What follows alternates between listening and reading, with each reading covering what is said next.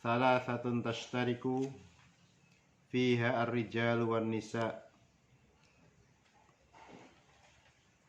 Tiga hal yang bersekutu yang bisa dilakukan oleh orang-orang laki-laki maupun orang-orang perempuan.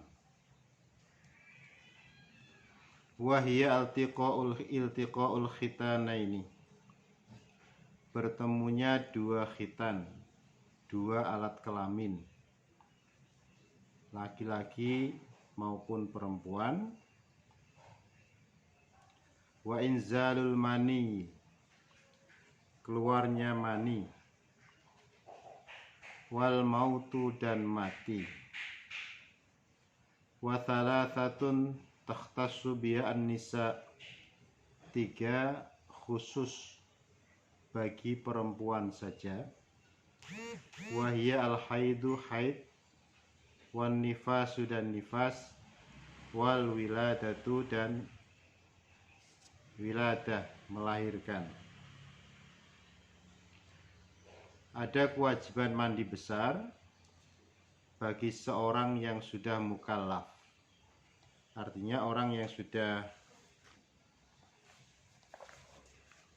mempunyai kewajiban itu mukallaf atau orang yang sudah baligh. Umumnya orang laki-laki umur 15 tahun, orang perempuan umur 9 tahun. Namun perempuan bisa dilihat apakah umur 9 tahun sudah mengalami menstruasi atau haid atau belum.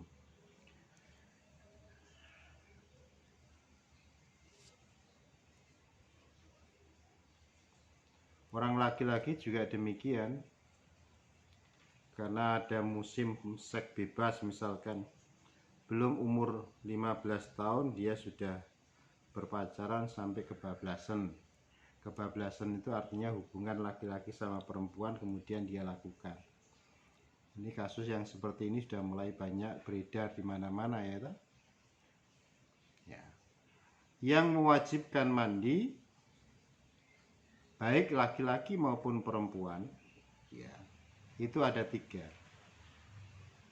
Ada 6, yang 3 itu untuk laki-laki dan perempuan, yang 3 lagi khusus bagi perempuan. Jadi perempuan punya kewajiban mandi 6 hal.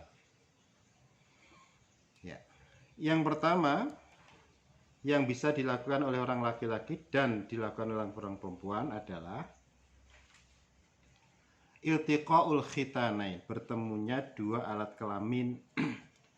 Dua alat kelamin laki-laki sama perempuan.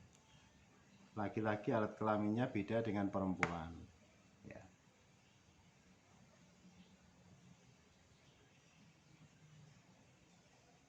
Itu mewajibkan dia harus mandi, baik keluar mani atau tidak, itu dia sudah mempunyai kewajiban mandi.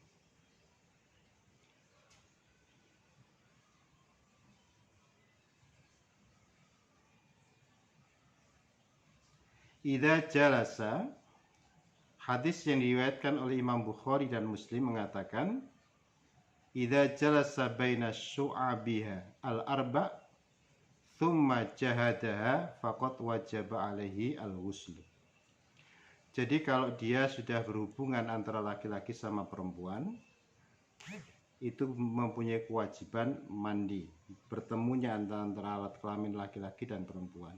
Dalam riwayat Muslim, wa illam yunzil, meskipun dia tidak mengeluarkan sperma.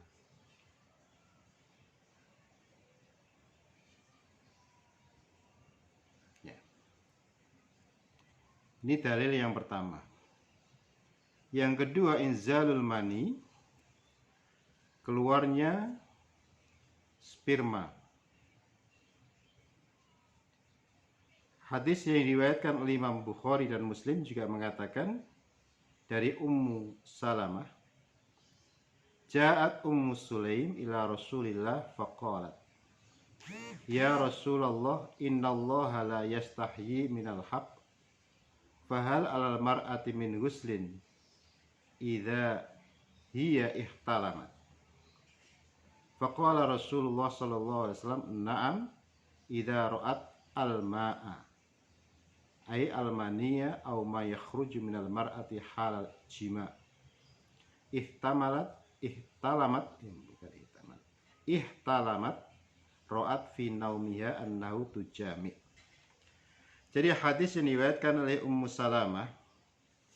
Ummu Sulaim itu sowan datang kepada Nabi dan bertanya, "Ya Rasulullah, wahai Rasulullah, innallaha la yastahyi minal haq." Allah, sesungguhnya Allah tidak malu melihat kebenaran, tentang kebenaran. Fahal alal mar'ati min ghuslin.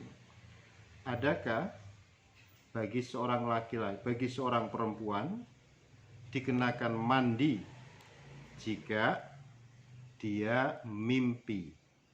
Biasanya disebut dengan mimpi basah, ketika malam-malam bermimpi berhubungan badan dengan seorang laki-laki. Kemudian bangun kok basah, atau basahnya sudah menjadi kering karena tidurnya terlalu lama, ada bekas ya. Apa jawaban Rasulullah? Faqala Rasulullah sallallahu alaihi wasallam, "Na'am, iya. Idza ra'atil ma'a." Apabila dia melihat air atau bekas air yang sudah menjadi kering di dalam atau di tempatnya itu, atau di sarung atau jarit atau yang lain, atau celananya. Almani maksudnya adalah ma di situ disebutkan adalah maksudnya air mani. Karena air biasa dengan air mani kan berbeda. Au ma yakhruju minal mar'ati, atau apa yang keluar dari seorang perempuan ketika dia berhubungan badan dengan seorang laki-laki. Jadi ikhtalamat ro'at fi naumiya annau tujami. Tahu-tahu dia itu berhubungan malam-malam, berhubungan ya dalam mimpi tersebut, kemudian keluar itu. Itu mewajibkan dia. Jadi inzalul mani baik dalam keadaan sadar maupun dalam keadaan mimpi. Sadar itu artinya dia bermain-main dengan alat kelaminnya itu sendiri, kemudian akhirnya keluar, atau melamun melihat pohon sawu, kemudian dia keluar. Dan yang ketiga, baik laki-laki maupun perempuan, al-mautu, meninggal. Mati berarti dia kewajiban mandi. Apakah orang mati mandi sendiri? Hendak ya dimandiin. Mandinya mandi besar. Ya, saya niat memandikan si ini ya. Siapa namanya, si fulan atau si fulanah. Semua orang yang mati dia mendapatkan kewajiban mandi. Nah sekarang persoalannya, kalau orang yang kena penyakit sekarang ini lebih virus corona, itu kira-kira dimandiin atau enggak? Soalnya kalau dimandikan nanti virusnya kemana-mana, airnya bisa kemana-mana, dan itu bisa menimbulkan virus baru, klaster baru, karena air yang mengalir itu, atau orang yang memandikan itu khawatir nanti kena virus. Maka bagaimana? Itu ada rukhsah, keringanan. Makanya kadang-kadang ini persoalan di tengah-tengah masyarakat. Ada masyarakat yang tidak terima loh, ini kok masih ada pokoknya, masih ada ininya dan lain sebagainya. Karena itu ada rukhsah, keringanan. Dikhawatirkan nanti bagi orang lain, air yang percikan air tersebut bisa mengenai pada orang lain, bisa mengalir ke tempat yang lain, sehingga menimbulkan persoalan baru, virus baru, atau mengenai orang lain.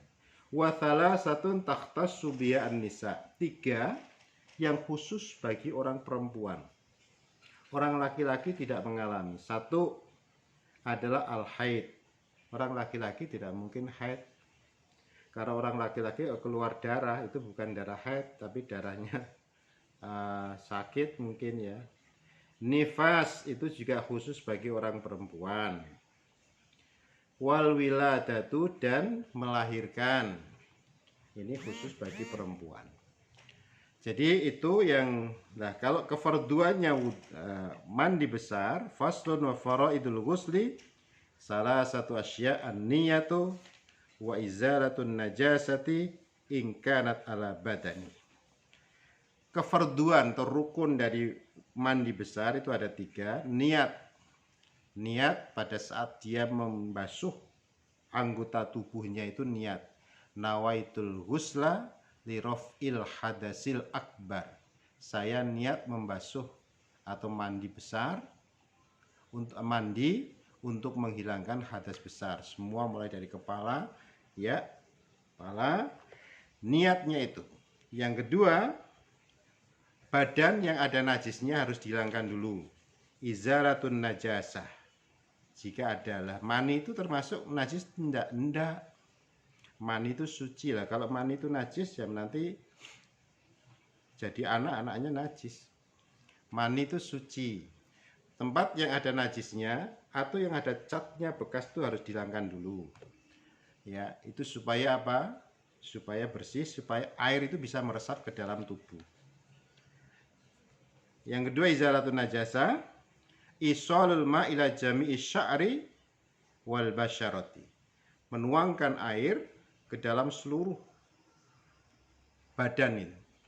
Dan juga rambut, mulai dari rambut kepala ini. Makanya rambut kepala itu kadang-kadang dikasih sampo itu kan ya, supaya menghilangkan minyak yang ada di kepala itu, di rambut itu, supaya hilang. Jadi dari air pas dari atas itu. Kemudian kalau misalkan di kolam renang, kolam itu boleh langsung nyemplung gitu aja sambil niat mandi besar, mandi untuk menghilangkan hadas besar. Kalau niatnya haid itu ya nawaitul ghusla li raf'il hadasil akbari minal haidi. Dari haid minan nifasi. Nifas setelah melahirkan itu kan nifas ya.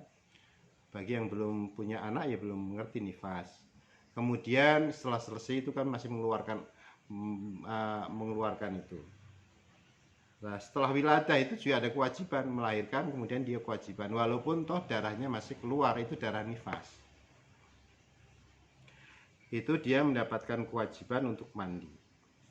Demikian bahasan tentang kefarduan wudhu dan hal-hal yang membuat wudhu.